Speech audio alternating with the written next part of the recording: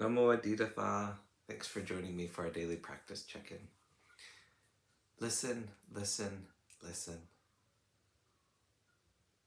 This beautiful sound calls us back to our true home.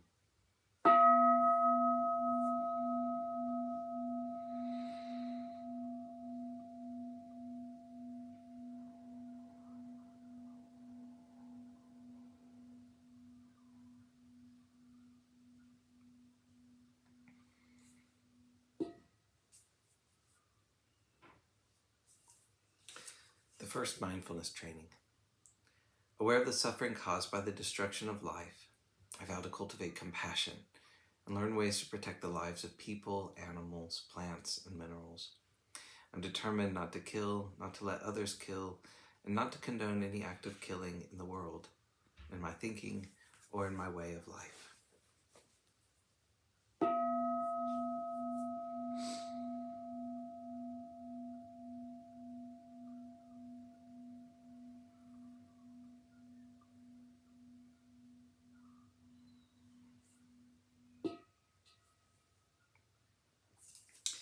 For our Dharma lessons, we're reading Beginning Our Day, Volume 2 by the monastics of Abhayagiri Monastery.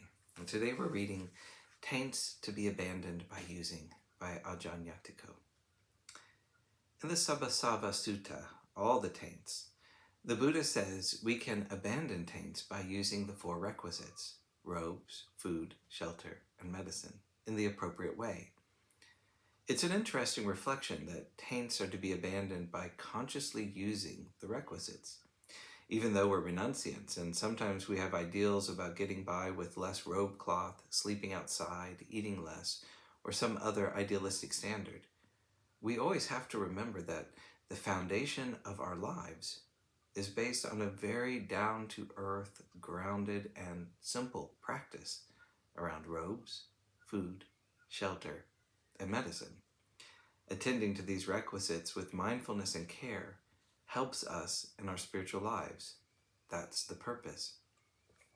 A teacher once told me that when he eats, he does it as an act of loving kindness to his body. He feeds the body because he's caring for it and expressing his desire to care for it. The body is quite fragile, and it can be helpful to reflect on whether we are relating to the body with loving kindness or with a demanding attitude. Based on some ascetic ideal, we might live in a way that is not kind to the body, causing harm to ourselves. For the sake of our practice, we need to care for the body in a mature and balanced way, with kindness and discernment. Food is a valuable tool that allows for comfortable, easy living. We might identify with being really austere monks and regularly fast for lengthy periods of time, or we might move toward the opposite extreme and take great delight in delicious food. In either case, we need to ask ourselves, am I caring for the foundation of my practice? Am I using the requisites wisely? Whether we are relating to the requisites from a sensual perspective or an extremely austere perspective, this is not the path the Buddha suggests. Rather, we can reflect on whether we are using the requisites in a way that supports our long-term practice and adjust our behavior accordingly.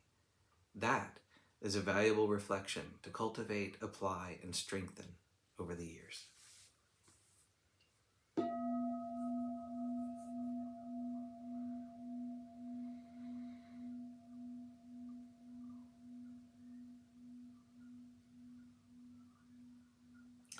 May all beings be well. May all beings be happy. May all beings be peaceful. Namo Aditha Phat. Thanks so much for joining me today.